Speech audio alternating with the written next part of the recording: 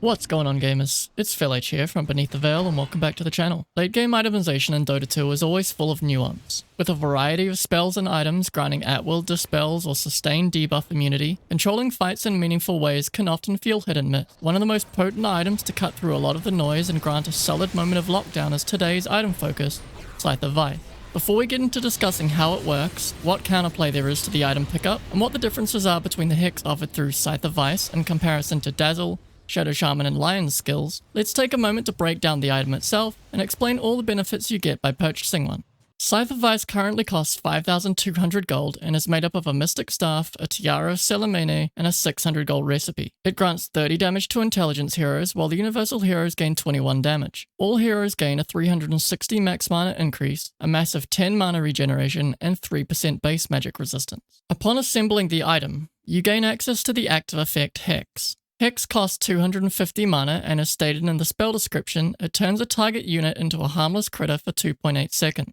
The target has a base movement speed of 140, and will be silenced, meaning they cannot cast spells, muted, meaning they cannot cast any items, and disarmed, making them unable to attack. When casting Hex on a basic illusion unit, they are instantly destroyed. This can be helpful when playing into the vast majority of illusion heroes, as hexing the real hero will turn them into a critter, which can enable your team to lock down and kill the actual hero, instead of being lost within their many illusions. Don't be too concerned about the different types of illusion units. We'll touch on that at the end of the video and give you a simplified understanding of how it applies, and the few heroes where hexing their illusions won't make them disappear. Do also take note, as per the extended item description, that though the target will have a base movement speed of 140, if they are currently under any buffs which grant maximum movement speed, such as per a Rune of Haste or Darkseer's Surge, they will still move at max movement speed. Hex is also only dispelled by strong dispels, which are much rarer. For the sake of this video, we'll be referring to the Hex ability granted from Scythe of Vyse as a basic Hex. Some important things to note about the basic form of Hex is that this is an instant cast spell. There is no cast point associated, so it is a great first point of crowd control in either initiating a setup for other stunning and nuking effects, or counter-initiating enemy attempts to open fights. Heroes who like to blink initiate are susceptible to a Hex counter-initiation, as they usually have a cast point associated with their most powerful spells,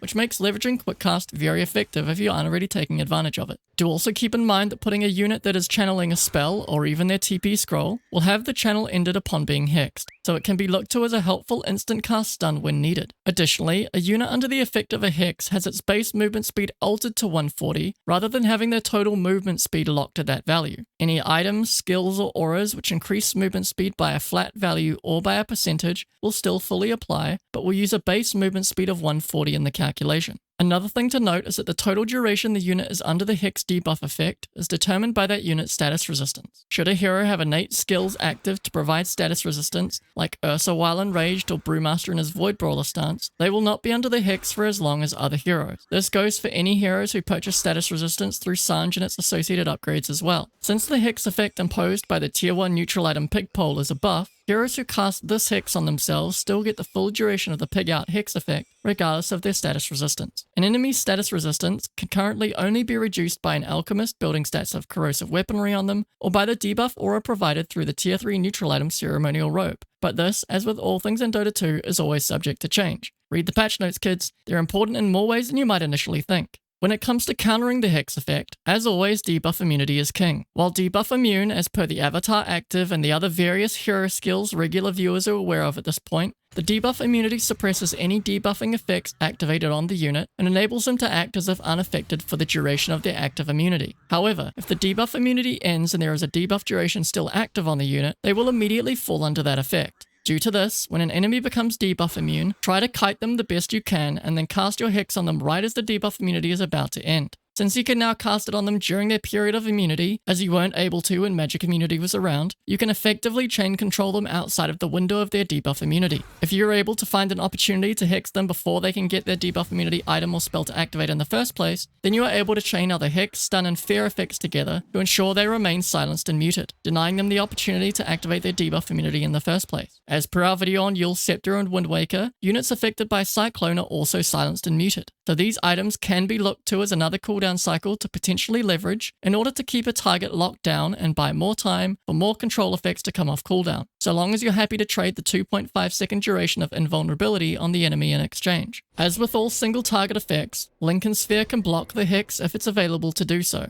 and the active Echo Shell from Lotus Orb will reflect the Hex effect back on the caster. Having a Hex effect reflected may not be the end of the world in every case, but it can certainly be a thorn in the side. When it comes to removing the Hex effect outright, strong Dispels are the only method available after the Hex is applied. Slark is probably the most irritating hero to deal with when it comes to strong Dispels. His Dark Pact lets him buy windows of effective invulnerability from hard lockdown by popping it preemptively if he thinks he's in danger, and after a delay a strong Dispel will occur on him, purging any stuns, hexes, silence, and other control effects he may find himself under. This can be good in a way because it means he's forced to constantly guess when he needs to use it, so you can sometimes bait him into popping Dark Pact and then hex him and chain control him after, though that gives him time to do other things like pounce away if he thinks it's a bad fight, or pop BKB and man fight you if he thinks it's good for him, which can be irritating. Not to mention his other protective spells and his regular Shadow Dance, and his Depth Shroud Shard, which prevents you from being able to see or target him entirely. He's a slippery fish for sure, though sometimes catching him off guard with a blink into an instant hex can be just what you need to find an opening on him. Tidehunter's Kraken Shell can be an annoyance. While it's not able to be activated at will, the passive proc of a strong Dispel on a relatively short 7-second cooldown means you can't really make the most out of a Hex in the moments you'd like to against Tide, as you can randomly purge it at no cost to him. Your only real options for counterplay are to wait until just after the Kraken Shell pops to Hex him,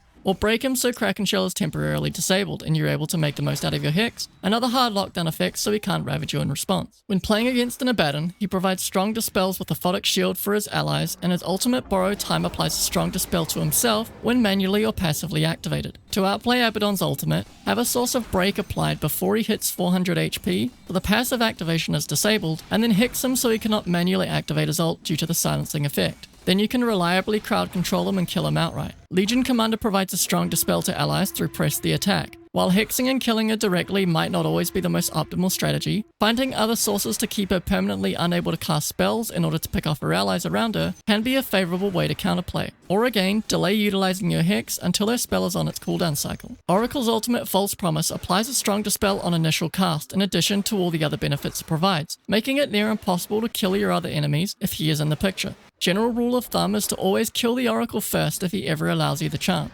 Hexing him leaves him unable to help himself and can often be the most effective method to start picking apart the enemy defenses. When you know False Promise is on cooldown, you have a good minute of no strong Dispel available to wreak havoc with the Hex effect. Grimstroke provides a strong Dispel upon his Inkswell detonating once he receives his Aghanim Shard. This makes it near impossible to ever lock down his allies before you kill him, since he can now detonate Inkswell at will, enabling him to almost instantly apply and then detonate Inkswell to provide a strong Dispel. In order to maximize the value of a Hex, should you choose to utilize it, either Hex and kill Grimstroke first, or wait until he has used Inkswell already so you can leverage your Hex effect during his cooldown cycle. Pudge gets access to an unconventional strong Dispel through his Dismember save once he gains an Aghanim Shard. When dismembering an ally, he swallows them and applies a strong Dispel to the target while they are inside him, allowing Pudge to then either leave with the affected target, or immediately spit them back out so they can fight without being under the Hex effect, or other forms of hard lockdown. It's not a playstyle we've seen a lot of, but it's good to be aware of the possibility. While Weaver's ultimate Time-Lapse is a strong Dispel, he is unable to use it on himself while hexed. However, if he has his Scepter ability,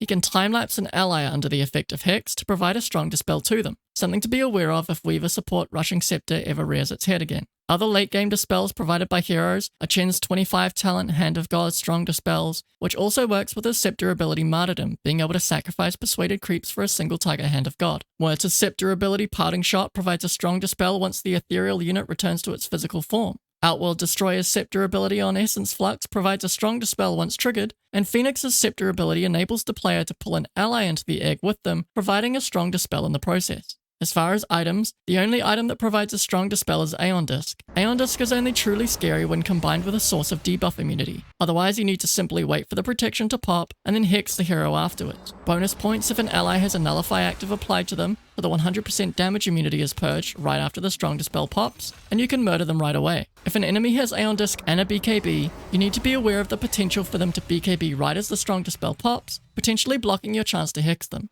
Dota's a hard game, we all know this. For those about to comment, what about Ursa ult with Scepter and Troll ult with the 25 talent? Ursa's Enrage and Troll Waller's Battle Trance cannot be cast while hexed or silenced.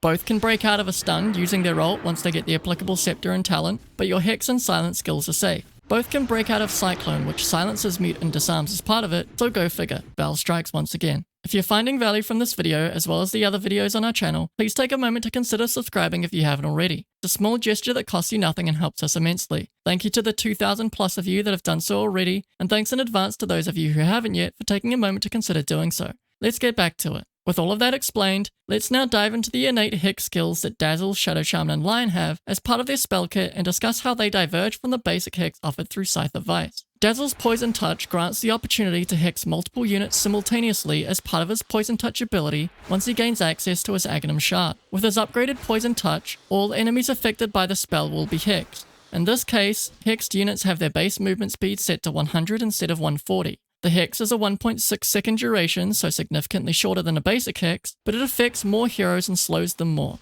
Units once emerged from the hex will still be slowed for a max 6.4 seconds afterwards, which Dazzle can refresh the duration of with successive attacks, as per the base skill. Do be aware that this hex is tied to a projectile, so while it's a fast traveling one, it can still be disjointed with quick reactions. In games where a single target hex is required, it's still recommended that Dazzle look to a Scythe of Vyse and then look to use Poison Touch as a natural follow-up chain hex. It is the most potent source of illusion clear during the mid-game once Aghanim Shards become available, so it's definitely not one to be slept on. Shadow Shaman's Hex, like Dazzle's, sets base movement speed to 100. When maxed out, the Hex lasts for 2.9 seconds, which is 0.1 seconds longer than a basic Hex. It has a cast animation of 1.13 seconds, but the Hex is still applied instantly as per the basic Hex. As part of the base skill, units under Shadow Shaman's Hex have incoming damage amplified by 10 to 25%, which is upgradable a further 10% with a level 10 talent. At level 20, Shadow Shaman gains access to the break condition as part of his full duration Hex. It used to be that with the level 10 Hex cooldown talent and the level 15 Shackles duration talent, you could chain disable a single unit with just an Octarine Core. Since the level 10 cooldown talent was replaced with damage amplification on the Hex, that is no longer viable. However, if Shadow Shaman has an Octarine Core and a Scythe of Vyse, he is able to once again permanently chain disable an enemy by alternating casts of each Hex with a full duration shackle in between. Do keep in mind that due to the level 20 talent, which provides a Hex, that this can be a nice way to counterplay both Tidehunter and Abaddon in late game scenarios. Lastly, Lion's Hex is again instant cast but has a 0.53 second cast animation. His Hex sets the unit's base movement speed to 120 but has a max duration of 3.2 seconds. At level 15 he gains access to a 2 second cooldown reduction talent, and at level 25 gains access to a 250 AoE Hex. This AoE Hex allows Lion to not only hex units that are in the fog of war, but also units that are invisible. Though keep in mind invisible units are not revealed as part of the Hex effect, you still need Revelation in order to capitalize on the disable. While the AoE Hex effect talent comes very late into the game, do also note that Lion gains the ability to clear illusions through his shard upgrade, which enables mana drain to target up to 3 units, of which any basic illusion unit is instantly destroyed. While it's not the most effective mid-game illusion clear when compared to Dazzle, it still enables Lion to contribute in heavily culling the waves of illusions that illusion heroes present, as well as hindering other heroes who purchase Manta Style for the illusions that item offers. We'll make a separate video on illusions, but for the sake of this video, let's simplify it a bit. The only heroes where hexing the illusions they create won't always outright kill them are Terrorblade, Grimstroke, Morphling, Vengeful Spirit, and Chaos Knight. Starting off simply, the illusions Terrorblade makes of himself can be destroyed through hexes, but the reflections he makes of you and your allies cannot. From here, things get more complicated. When Grimstroke gets his Aghanim Scepter ability Dark Portrait, the illusion he creates is debuff immune. When Morphling gets his Scepter ability, he can alt cast his ultimate Morph to create an illusion of any enemy. This illusion can be crowd controlled, but hexing it will treat the illusion the same way it does heroes. Similarly, when Vengeful Spirit gets her Scepter ability tied to Vengeance Aura, the illusion created of her upon death is able to be fully controlled, but hexing it will treat it the same way it does other heroes. Lastly, Chaos Knight is the most difficult illusion hero to deal with when leveraging Hex. All of his illusions he creates through his skill set, as well as Scepter and Shard upgrades, behave in the same manner as a regular hero unit does. All of them can be controlled through stuns, but hexing them will behave the exact same way it does for the main hero. This makes Chaos Knight one of the hardest illusion heroes to deal with, as within his ultimate it's truly impossible to discern which unit is the real hero through the use of your own utility. Your only clue is if the player in control of Chaos Knight makes it apparent. In the case of Grimstroke, Morphling, Vengeful Spirit, and Chaos Knight, all of the illusions these heroes create are referred to as strong illusions, which simply means they behave as regular illusions but cannot be instantly killed. That's all for this video. We hope this video has answered all of your questions surrounding Hex. As always, if you have any questions, let us know in the comments section below. If there's any game mechanics you'd like broken down in more detail, please don't hesitate to let us know and we'll add it to the list. If you like this video, please make sure to like it, share with a friend, and consider subscribing to the channel if you haven't already. Good luck and happy gaming.